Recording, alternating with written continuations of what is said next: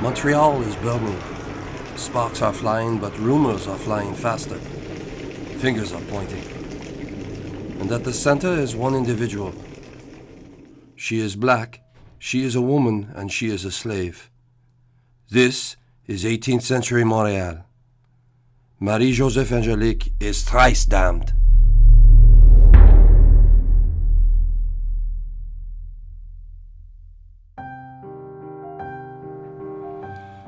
Que je respire l'odeur de nos morts, que je recueille et redise leur voix vivante, que j'apprenne à vivre avant de descendre au-delà du plongeur, dans les hautes profondeurs du sommeil.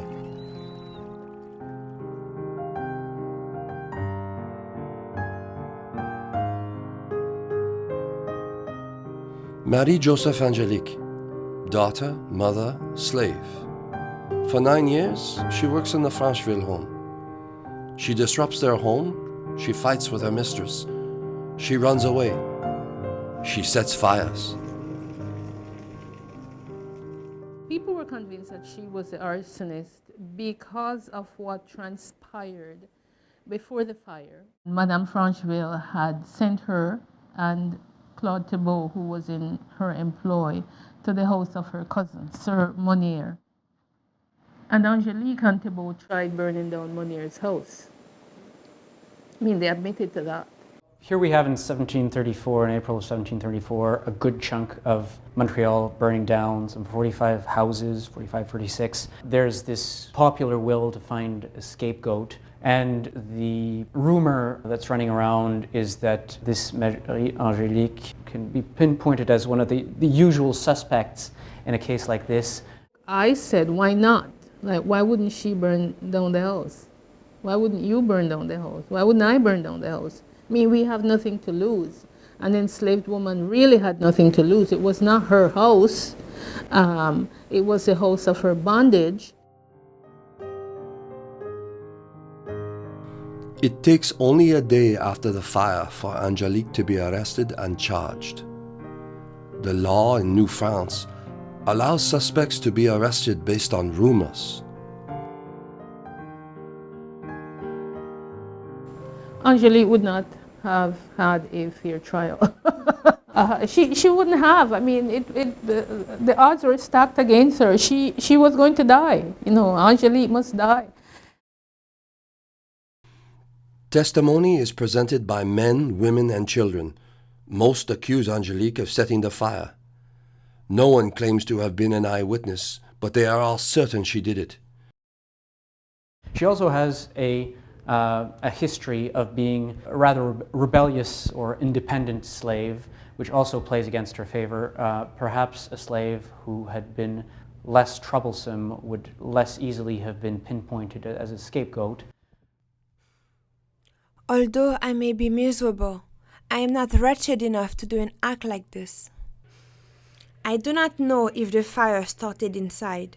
When I heard a cry of fire, I was outside. I saw the roof on fire. It was on the side of Sir Addison's chimney. I know not who set the fire in my house. I went up there with her on the morning before the fire, but I have no knowledge that she went up there after, unless it was while I was at church for the Holy Sacrament. She went around Montreal telling people what she was going to do to them and meeting people by the river and telling them that she was leaving. And they said, but where are you going, Angélique? And she said, well, I'm going back to Portugal. And people are like, this girl is mad.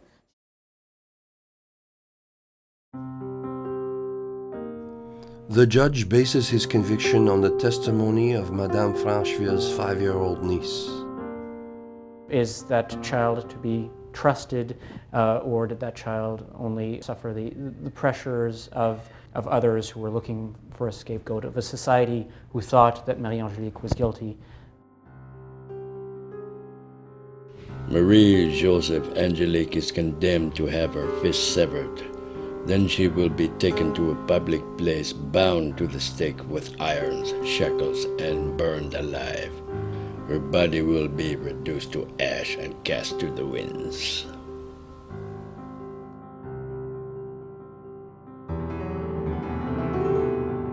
What was she thinking as the sentence was passed down? Was she thinking of her beloved Portugal? Maybe she had family there. Maybe it was the last place she felt happy.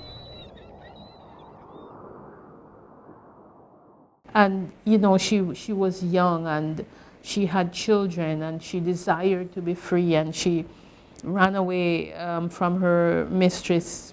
She was a slave, but she did not have a servile mind. At age 20, Angélique was sold away from the place of her birth, Portugal, the only place she had ever known. We do know that she ended up in New York. She was sold by her Dutch owner in 1725 to Sir Francheville, the Frenchman, who is from Montreal. She is afraid she'll be sold off to a plantation in the West Indies. So Mrs. Francheville can just sell the chair to her friend or her cousin in Quebec City and ship off the chair. So that was Angélique, like this chair, except that she was human. You know, so that's the difference. The chair is an inanimate object. People are not. So she can speak and she can act and she can think and she has agency. And I think it came down to that in the end, her agency. And what is it that I'm going to do to gain some control over my life and not be just being shipped around the continent at the whim of white people. In the 18th century, fires are inevitable in large cities. They are a part of everyday concern. You need fire to provide lighting, you need fire to provide heat, to heat yourself or to cook. So there are fires constantly burning in the town. In Montreal, citizens are required by law to have firefighting equipment, leather buckets, ladders. Widow Francheville's neighbor was someone who had been fined in the past for not having properly swept his chimney, and that's an alternative explanation to the origin of the fire. The evidence is weak, the testimony dubious. Nevertheless, Angélique is found guilty. On appeal, the judges offer a scrap of mercy. The sentence is reduced. Marie-Joseph Angélique is condemned to make honorable amends. Disrobe, holding in her hands a torch and on her knees. She will confess and ask forgiveness from God, the King, and the court. This done, she will be hanged until dead. Her dead body will be placed on a flaming pyre and burned. Her ash shall be cast to the wind. She was going to die. You know, Angélique must die. She had transgressed on so many levels. Angélique had once walked these streets, said hello to the street vendors, chatted up the men, maybe flirted or shared a sip of brandy with them. Now she feels the icy cobblestones against her bare feet as she walks with a torch in her hands. She feels the cold spring wind through her shirt as she is carried toward her death. She makes her confession. She is hanged.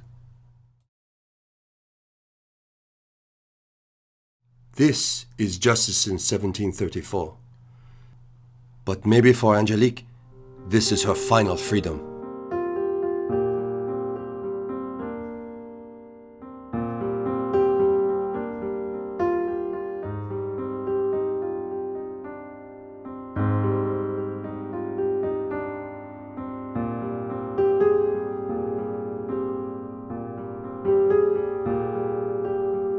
Canada has constructed itself as so separate from and different from the United States, a slave-holding, vicious society. We're not that. We're good, we're clean, we're the last terminus on the Underground Railroad.